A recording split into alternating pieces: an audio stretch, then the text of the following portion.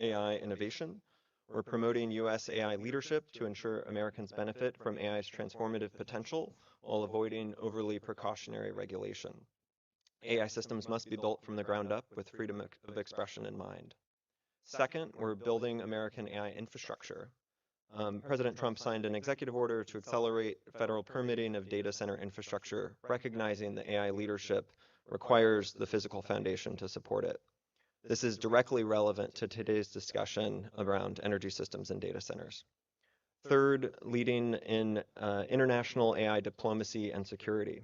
We launched the American AI Exports Program to promote full-stack American technology packages, and we want to make it easy for friends and partners around the world to adopt US AI technologies that have been proven through performance, trust, and security. So AI infrastructure isn't just about compute, it's also about the entire ecosystem that makes AI possible, including secure, reliable energy systems. So as AI scales globally, data centers are becoming critical infrastructure and catalysts for energy system modernization.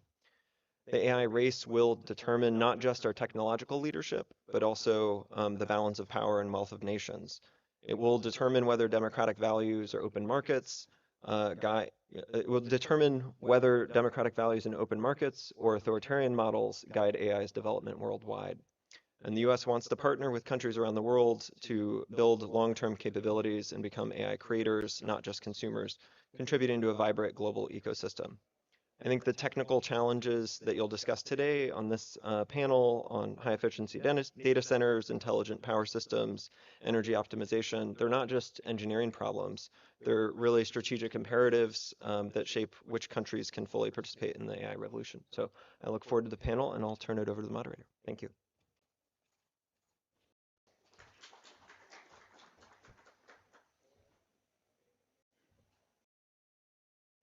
Good morning.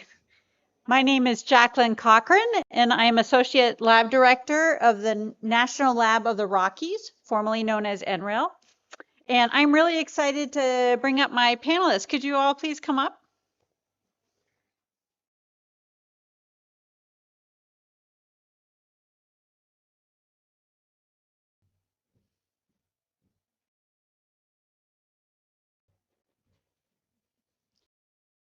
AI infrastructure is scaling at an unprecedented pace, not only in my country, here, around the world.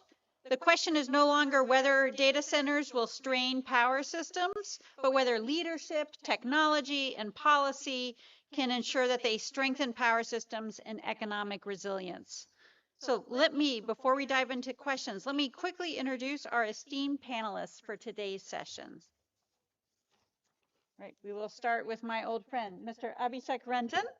He is CEO of BSES Rajdhani Power, one of Delhi's primary electricity distribution companies, he brings deep experience in utility operations and system reforms.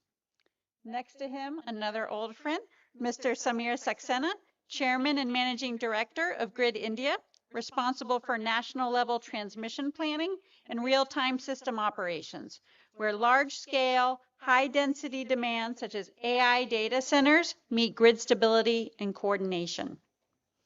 And then from the technology side, we have Somer Fukan, Director and Head of Customer and Partner Engineering at Intel, working at the forefront of compute architecture, performance per watt innovation, and hardware-software integration.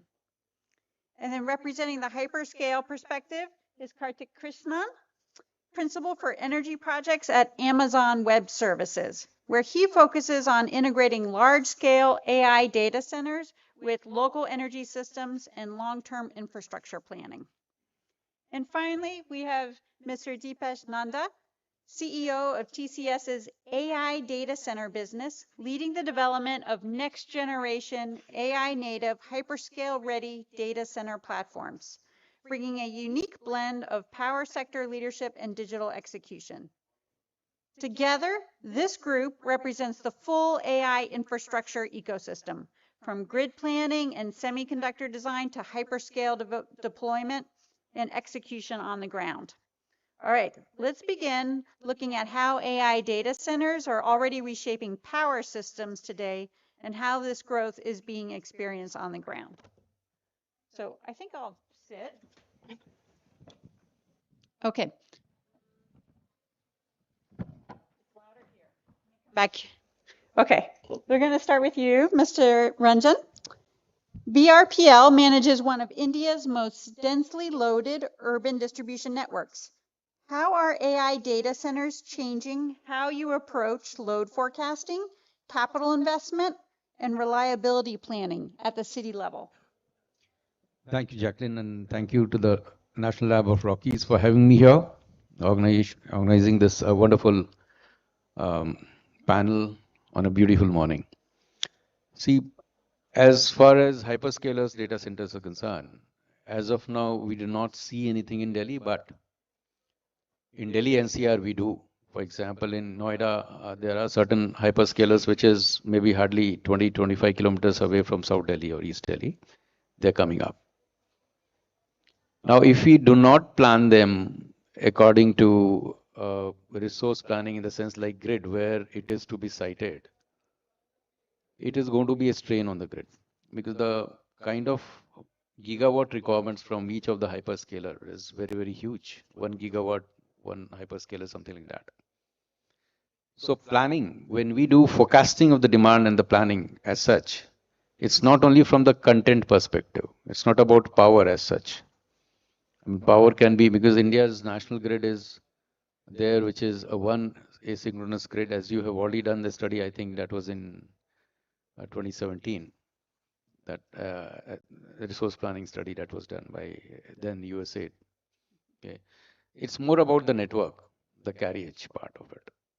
Suppose you have in the heart of the demand center at 11 kV or 33 kV. In fact, 1 gigawatt will not be at 11 kV, 33 kV. These will be at, I mean, 220 kV or something like that, or 66 kV, 220 kV and above. So therefore, it is not going to impact the medium and low voltage grid, the gigascale hyperscalers. But then the way in India, how we are organized, that is central level transmission operators like CTU Grid India, or maybe state level STUs in India. At that level, the planning needs to be there, where, how and where the grid substation 220 by 66 or 220 by 33 has to be created, substation, we're dedicated to the same. Apart from this, since the base load is very, very, stable in a hyperscaler, generation sources, so would have to be also long duration, stable generation sources. In US, you're going for nuclear. India, we are just starting. Maybe it will take another 10 years, 15 years to reach there. So for the time being, there has to be a mix of approach. Are you going to dependent on grid completely, which may not be possible? So apart from grid, you should have a local, say, long duration, maybe 6 hour, 8 hour or 9 hour, 10 hour battery storage, some technology co-located with that center. Some captive generation as well, maybe renewable generation with solar and wind alike. Nuclear comes in later on. So it, in a nutshell, the planning has to be done through meticulous modeling exercise. It's not like you simply apply for connectivity, and it's not like a small connectivity. It's a big one. 1 gigawatt is a very big one. And it has to be comprehensive. It can't be piecemeal, transactional. So just like the CEA creates a national plan for transmission for normal loads, I believe there would be a national plan for siting of possible sites where the data centers can open, and that has to be pre-decided. Otherwise, it may lead to chaos and unnecessary adding of wires here and there, suboptimal optimization, and therefore the burden of tariff on the end consumers. Thank you so much. All right, next we'll turn to Mr. Saxena. From a national system operator perspective, how does the rise of AI-driven data centers change transmission planning and real-time grid balancing? And what new risks and opportunities does this create at the national level? Thank you. First of all, I would like to thank National Laboratory of the Rockies for inviting me and having me here today. Of course, this is a paradigm shift that we are going to see over the next few years.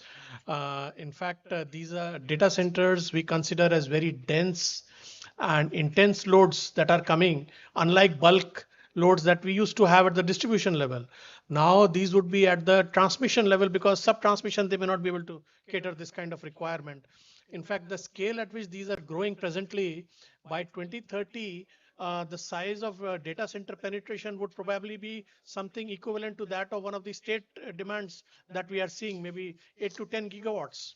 So even that size is going to be very significant. Now this load is manifests on the grid. It is variable, it is spiky, it has sharp ramps, and it is so much variable.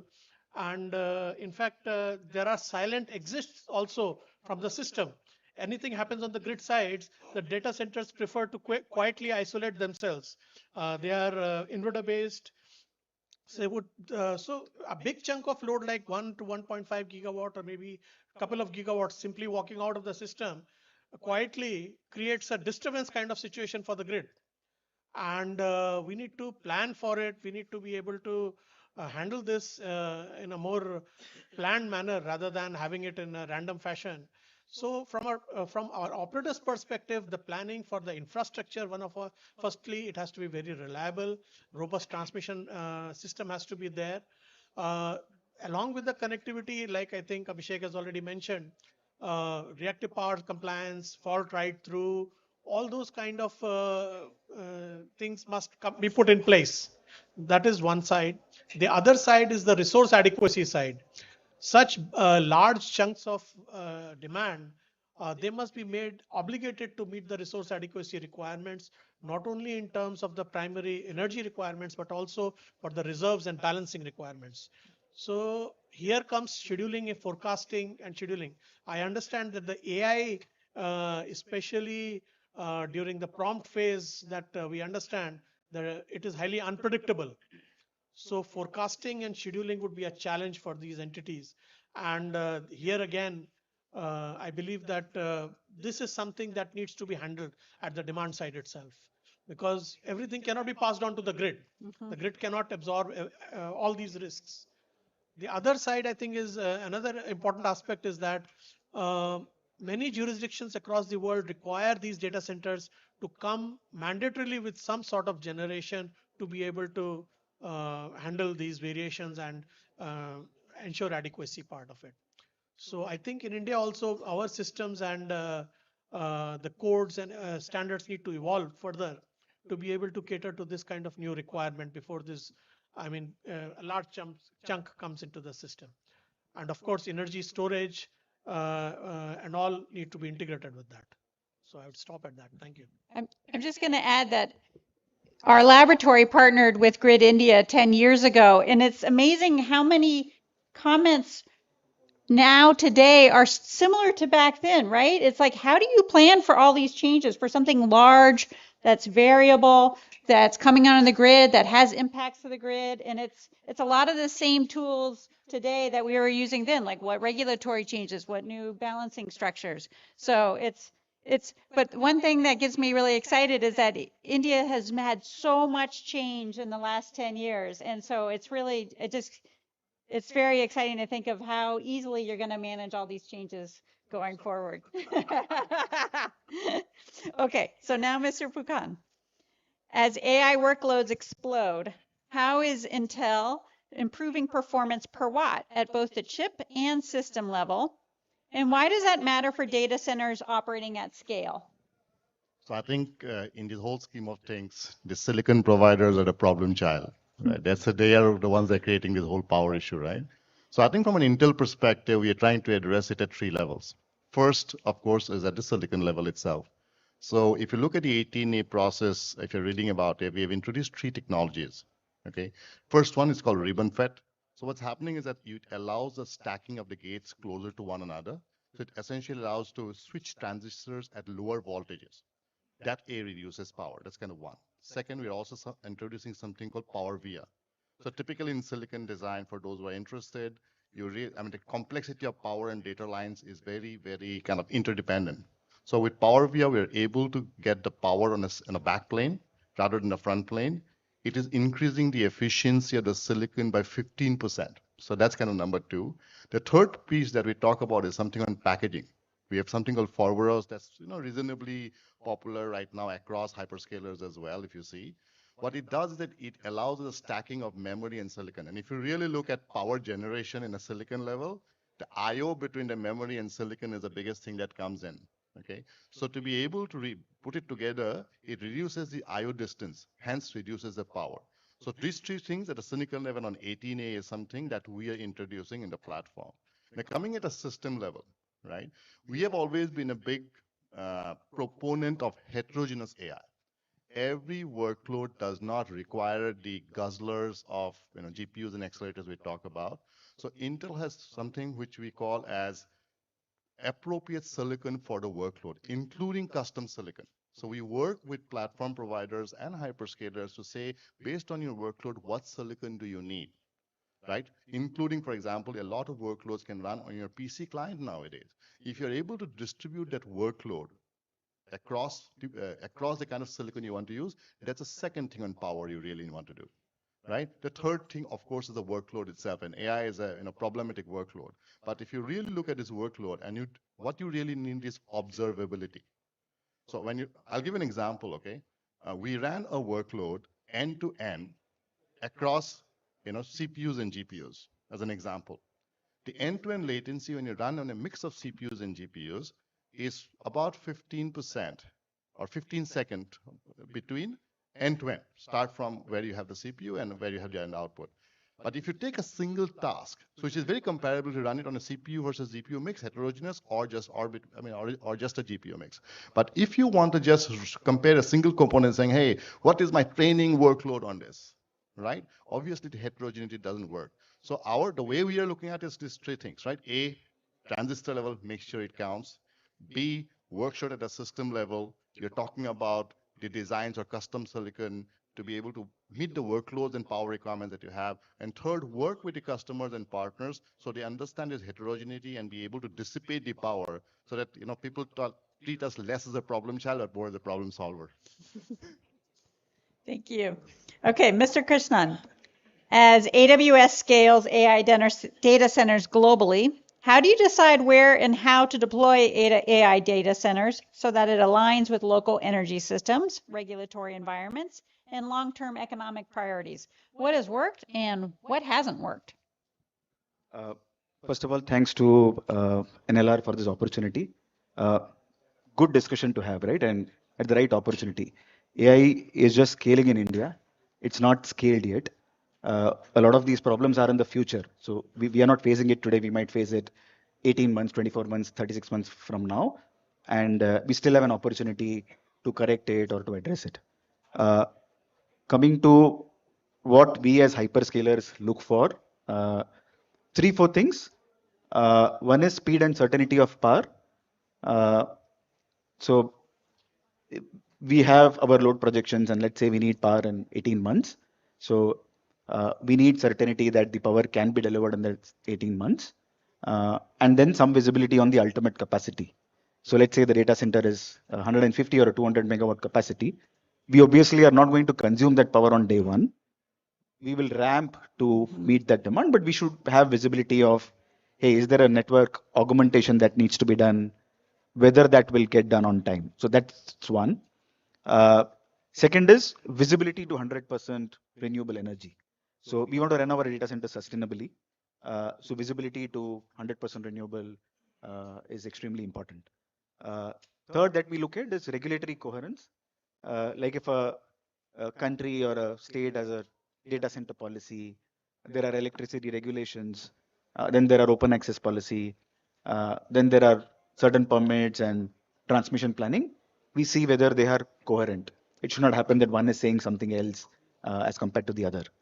And the last but not the least is certainty of power prices over a longer period. So our decisions are based on a 15-20 year projections, and we need reasonable certainty of power prices. This is not to say that the power prices have to remain flat for 15-20 years, but we say that it has to be reasonably predictable. So that's about That's 4 or 5 things that we will typically look at when we are setting up a AI data center. Great, thank you. Okay, finally, Mr. Nanda. At TCS, with platforms like Hypervault, you operate where AI strategy meets real-world execution. From a systems integration perspective, where do you see the biggest gap between AI data center ambition and day-to-day operations? And how are integrated platforms helping to close that gap at scale? Thank you very much. Very happy to be here and with this eminent panel. I think a lot has been said here in terms of how infrastructure planning is a key element of getting into the AI data center part of the business. India, as was mentioned, is very early in its AI data center journey. We have 1.6 gigawatts of data centers for sure, but those are mostly to serve the needs of edge and cloud storage. Now, as you move towards AI, the big difference, as all of us know, is the dense requirement for power. So you're looking at anywhere between 10 to 12x additional power that's needed. India, I think, is very well positioned at this point in time as compared to the rest of the world. So if I were to peg India versus the United States of America, our ability in the next 24 to 36 months to add capacity in parallel with the AI deployment that will happen in India, more for inference load, will probably be faster than what the US can do at the same time, because the US is just maxed out right now in terms of power. Power both in terms of generation capacity as well as in terms of transmission and distribution capacity. So that's a big advantage for India.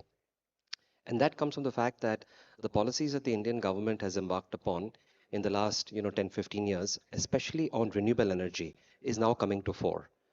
So we have the ability to produce renewable energy and then supply it through open access to the zones which are data center popular. Now, most of the hyperscalers, like for example, Amazon, would work around a concept called zones. Once they have established a position in a particular zone, they tend to expand in that same zone. And hence, policies that are written towards making sure that those zones are adequately planned well in advance for the physical infrastructure. Because remember, the AI models are coming at a pace which is much faster than physical infrastructure in terms of setting up a power plant, transmission lines can catch up. That gap is anywhere between 30 to 36 months, which is the issue right now in the US. In India, we have a head start because we have additional power available at this point in time.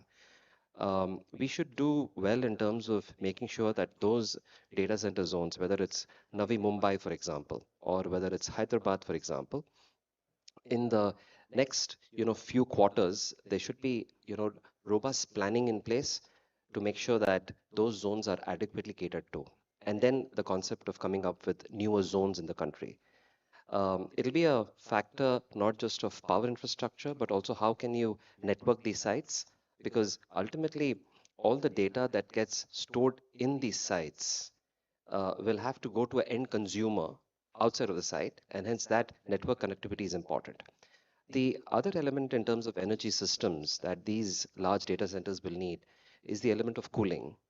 And hence, to make sure that on day one, the planning process is very well integrated. Also to ensure that the direct-to-chip cooling that will be required, just given the quantum of heat that will get generated. I think that's an element that we are working on very, very closely. So what I expect is that in the next few years, India will probably add in the range of 2 to 3 gigawatt. We have adequate renewable energy capacity.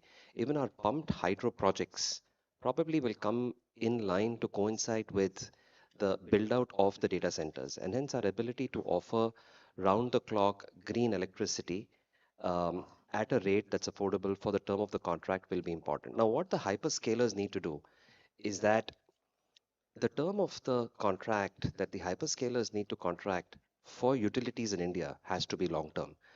Currently, that's in the range of, say, 7 years, but that's not adequate. You can't recover your capital cost within that period. Then there's an optionality of extension. So again, from a policy point of view, when hyperscalers get together, I think they need to underwrite utility capacity on power, water, and networking for that tenure. Only then you will see that these business models will become more and more predictable. There'll be a decent return for the investor, and hence that's how the sector will grow. The gap between ambition that you mentioned and what's happening on the ground right now, I think it's all about timing and how, efficiently we get our planning process in place and how intelligently we design the systems. Points were made on this panel on, say, for example, battery energy storage system. It's a good concept, but then the area required for a best system as compared to the density of power needed for a backup system in that area are two different things. It's like 2x more when you use batteries. In the world of data centers, what I've quickly understood is that it's about high quality utilities. It is lesser about cost and it is about high quality utilities. Lastly, I would say is that the element of safety, for example, making sure that there are codes and standards that speak very well to all aspects of safety, not just of the data security, but the safety of constructions. These are going to be massive sites.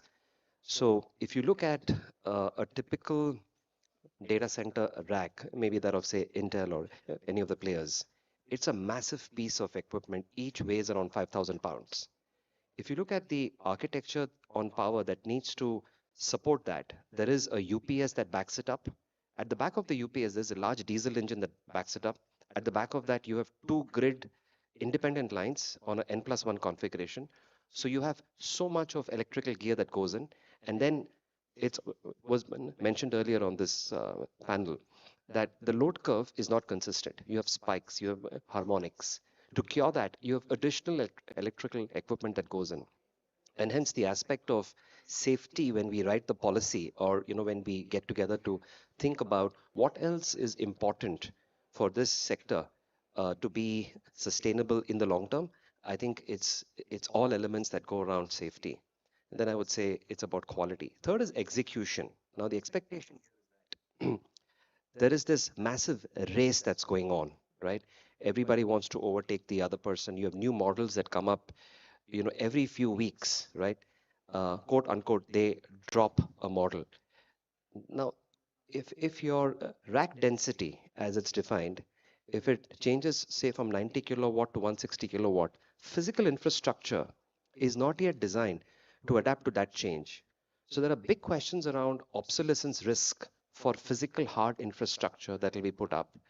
And hence, that's another important debate that forums like these need to discuss. Once we have safety in place, once we have gone into details of quality, once we have known about at what pace we need to execute and yet not make these large assets obsolete, then is the element of cost. Again, on that parameter, I think India is very well placed in terms of cost because the cost per megawatt of build out in India currently is highly competitive. And the fact that this summit is happening in India, I'd just like to also make that case that this is the market for us to be in. Great. Okay. So we have heard across the suite of panelists about many of the changes that are happening. But now what else needs to change? So I'm going to talk to each panelist about what they would like to see changed in terms of coordination, planning, policy, or something else that can help them keep pace with growth. Okay, so we're going to go back in the same order. All right, Mr. Ranjan, from an urban distribution utility perspective, what needs to change for distribution infrastructure to keep pace with rapidly growing AI data center demand? Thanks, Jacqueline. And Deepesh mentioned some of the good points about design of hyperscalers and then how integrated it would be to the network and also the business models. Now, in a distribution perspective, the distribution resource planning becomes very, very important. The resource adequacy planning was introduced in India a couple of years ago, maybe 2-3 years ago, which was mainly about the supply side. But from the network side, integrated resource planning and resource planning, distribution resource planning is very, very important. That needs to change.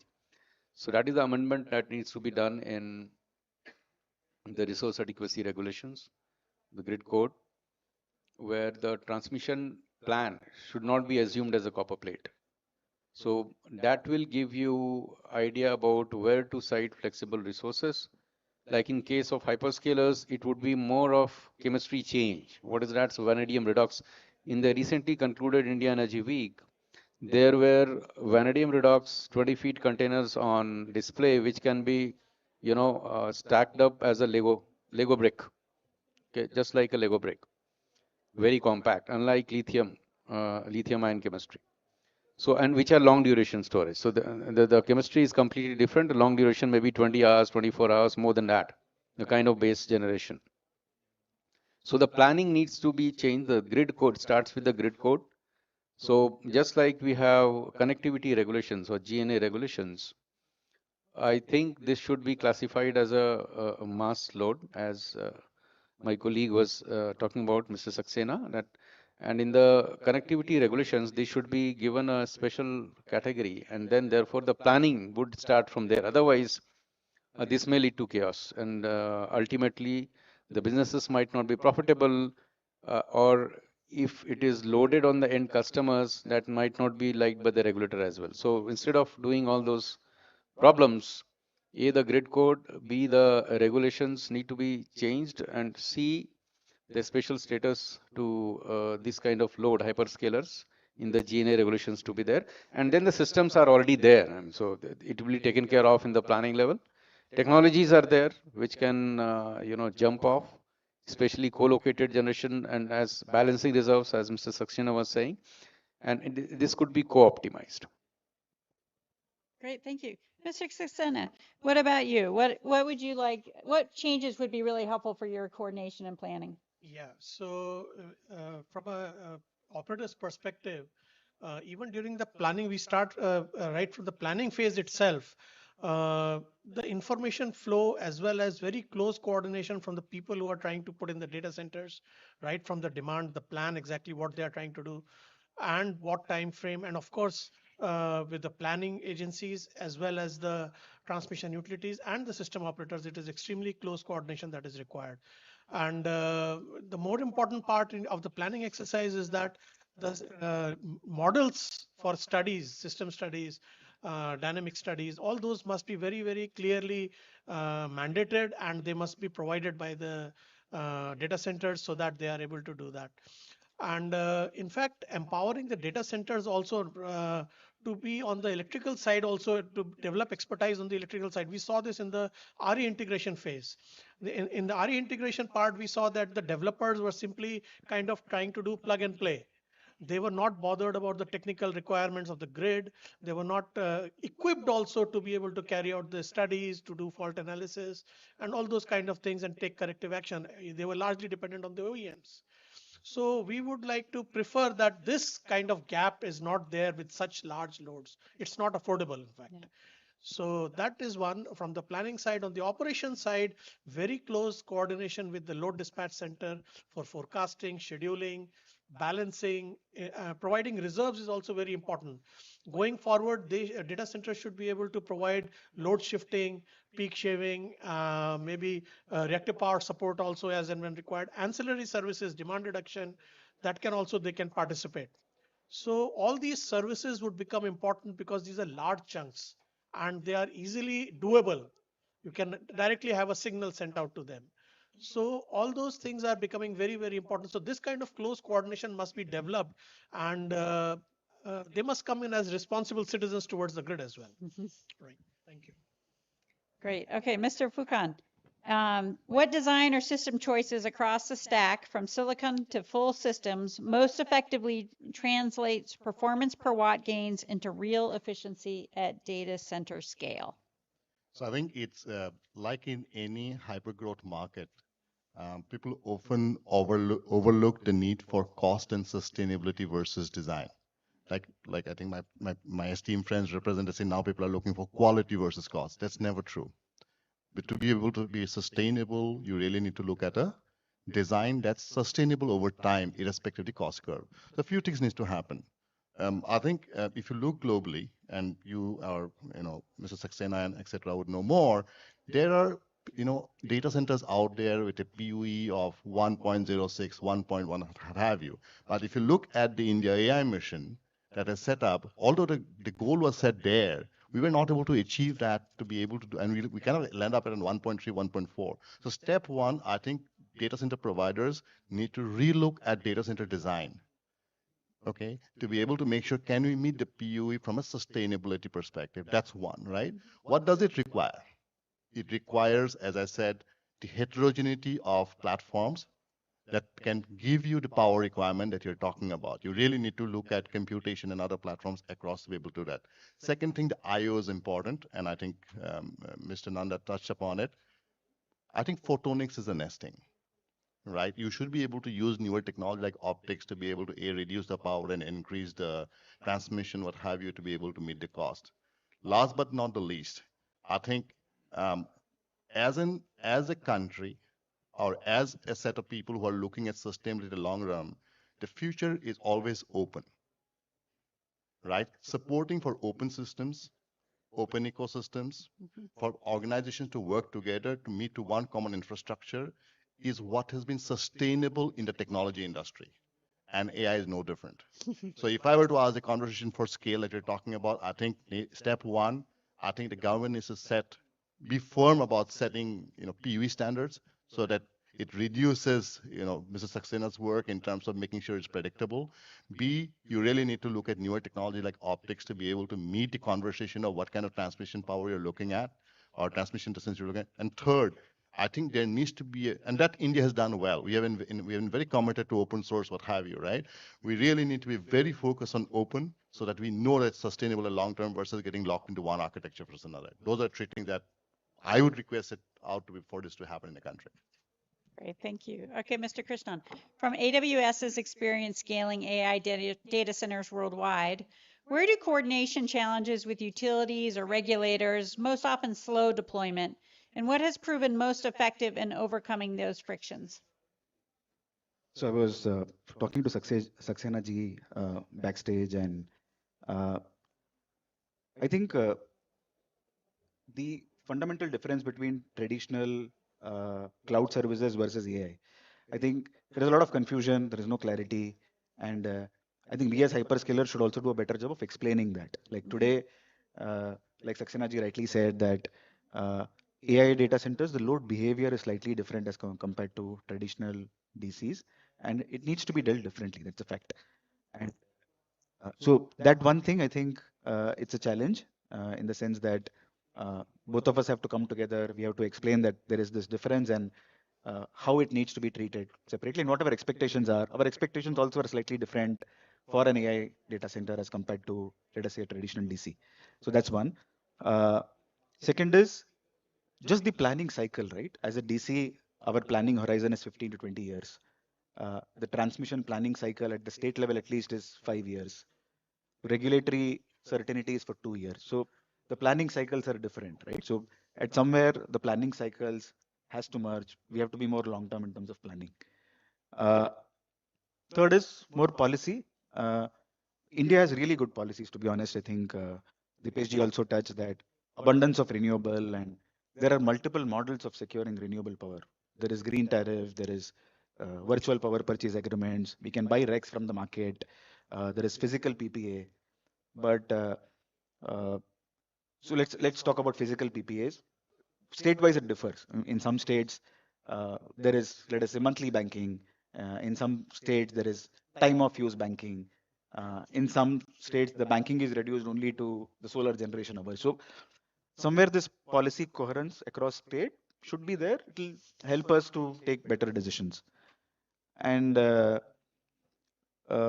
last but not the least is there are policies in place in terms of incentives for data centers or certain waivers, but on ground, the implementation of these policy is a challenge. Like that's what we have seen, that there could be an electricity duty waiver or there could be an incentive on energy rebate, but on ground, actually getting that rebate, there are administrative challenges. There is a process in place, but it takes about, let us say, 18 months or 2 years to actually get those incentives. So yeah, I think high level, these would be the challenges that we see. Thank you. Okay, Mr. Nanda, as AI data centers move toward higher power densities and liquid cooling, where do traditional data center models break down? And what needs to be rethought from the ground up? I think between the conventional data centers and the AI data centers, the design philosophy is going to be very different. We're going to get together on day one between the semiconductor manufacturer, between the hyperscaler and the data center designer. That probably did not happen in the erstwhile data centers. It was more look like a building where you just go and put racks. These are going to be complex energy systems. So that's one big change that will happen, and that will happen just given the kind of power requirement. But I'll also add to the comments that were made earlier in terms of what else can India do. So India is at a advantageous position, as I mentioned earlier. Also, given the fact that we have a single national grid, not there in many countries, which also means that there is a different power price in different parts of those countries, which gives us an advantage. The Indian states currently are competing for investment on data centers, and that's super attractive. That is not the case internationally, and I hope it remains in India, till we become a force to reckon with. So, on your question of the coordination on policy, I think if all of us speak in unison with the states who are currently vying for investment and make sure that those investments are translated into infrastructure projects in quick time, I think we would have served ourselves very, very well. Third, just learning from the issues that uh, data center build out in the United States of America are facing. And I quote that example because that's the country where maximum build out is happening currently. Um, I think India has a huge manufacturing footprint right now, and a lot of that is underutilized, especially on the power side. So if you say, for example, turbines, if you take, whether it's wind turbines or gas turbines or steam turbines and so on. In the US, that's maxed out and there is no availability till 2030, 2031. Companies like, say, GE or Siemens and so on are sold out completely. We have that capacity. Same with electrical gear, right?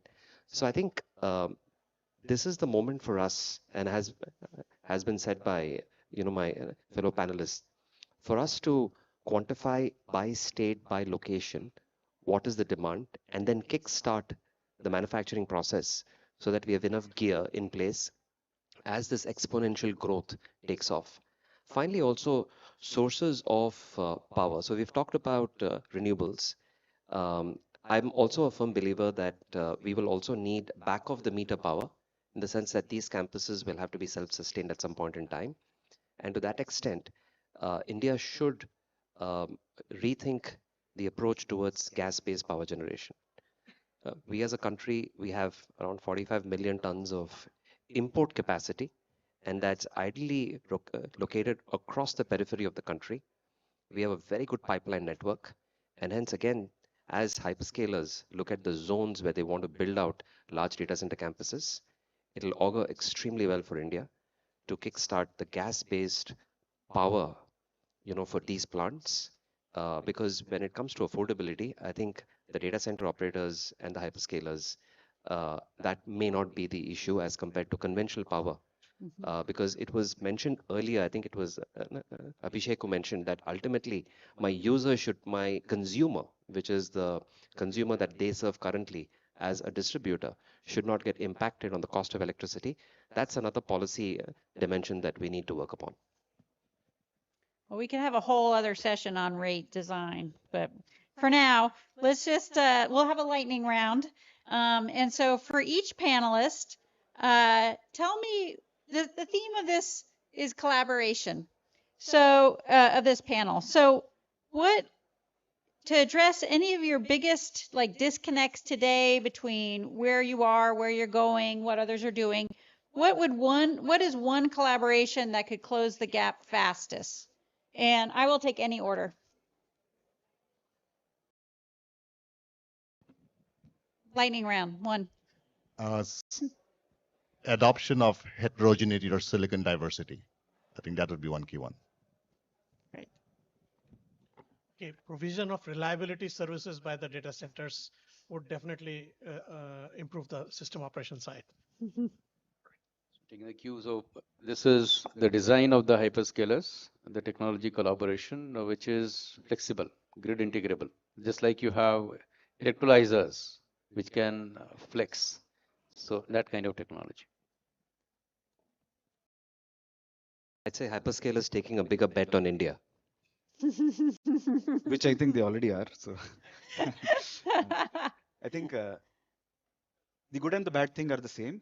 AI data centers are, the power density is very high. Like in the same footprint, you're talking about gigawatt capacity. I think in the next 5 years, we'll talk about gigawatt capacity. Why I'm saying it's good and bad? It's bad because you would want the data centers to be spread out, right? So that the strain on the network is not that much, but that's not happening. Why I'm saying it is good is, you know the pockets that you need to focus on. You know, like Dipesh rightly mentioned, he spoke about Navi Mumbai or he spoke about Hyderabad. We exactly know the pockets where the data centers are coming up. And we should give special attention to those pockets when it comes to network augmentation, much ahead in time, right? Network augmentation, or like Saxena ji rightly said, that there could be a problem of fault currents being injected or harmonics or voltage flicker. So the good thing is that you can arrest it at that point. Like if you put in proper checks and balances, these things can be arrested at the local grid itself, and it will not pass on to the grid. So uh, planning, I think we have to get better at planning, more localized planning. I don't see problem on the generation side. Upstream transmission network is also robust, but when it comes to localized network wherein the data center clusters are forming, that is where I think we should collectively focus and plan better. Wonderful. And then in our last few minutes, do any of you have a question for one of the others on the panel?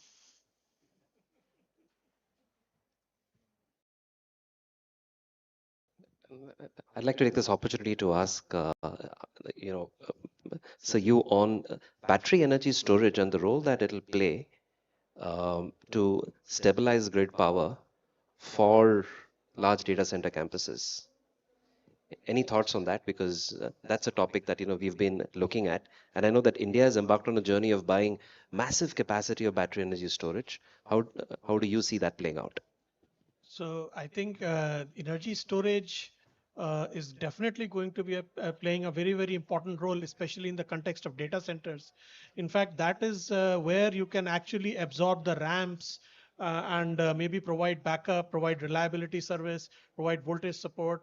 All those kind of reliability services can also come out from the battery energy storage systems. And in fact, it could offer some sort of shifting of demand as well.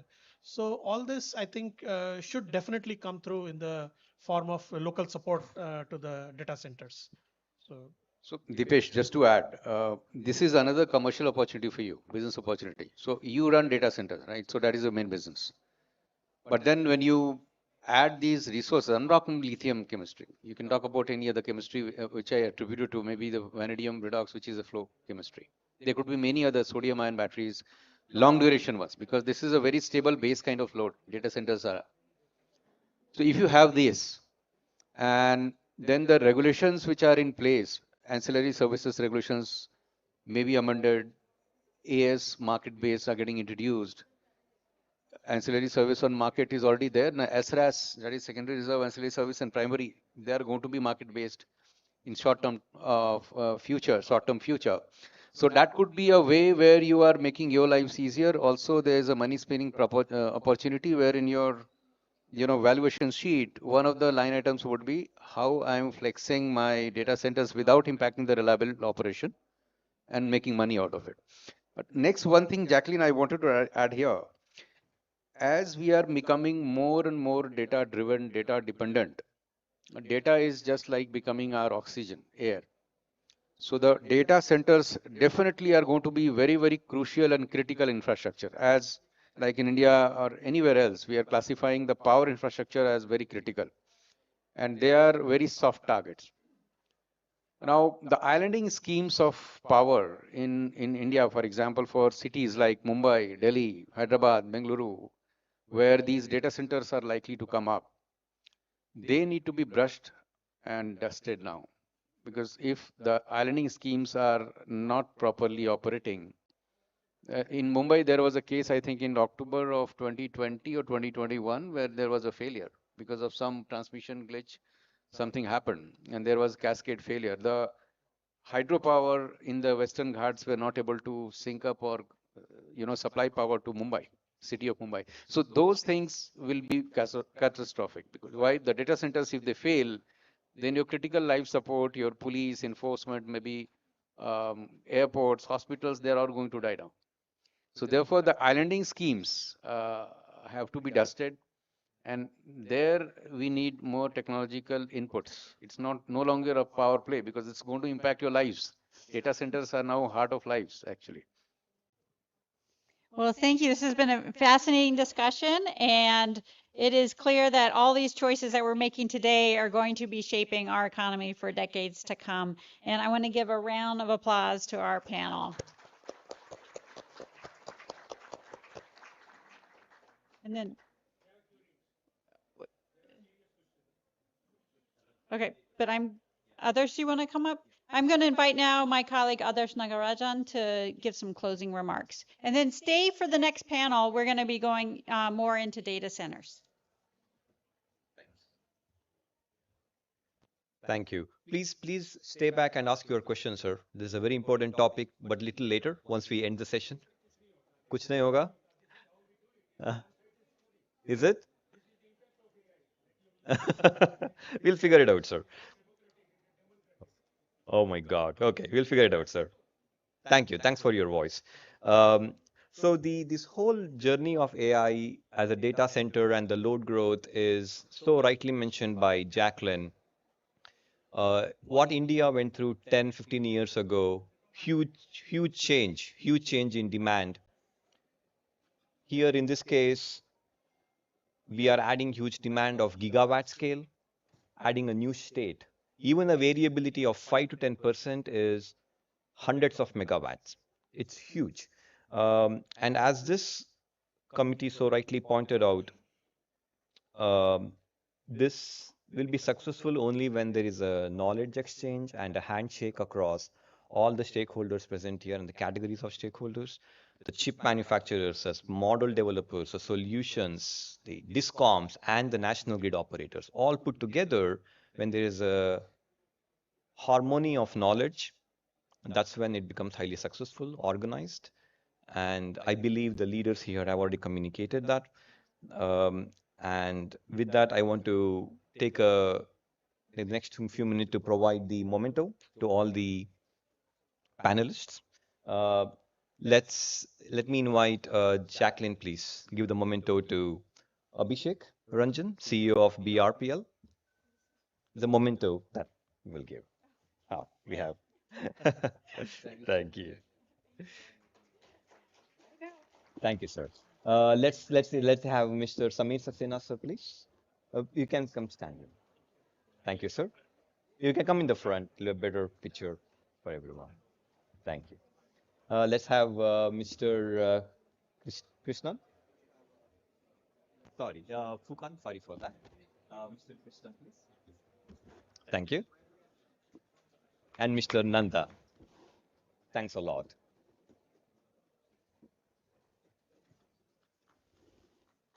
Thanks a lot. Please stay back. We have an equally interesting yet more technical session following. Right after this, same place, we'll be replaced with more eminent guests as well. So please stay back and listen to that as well. Thank you.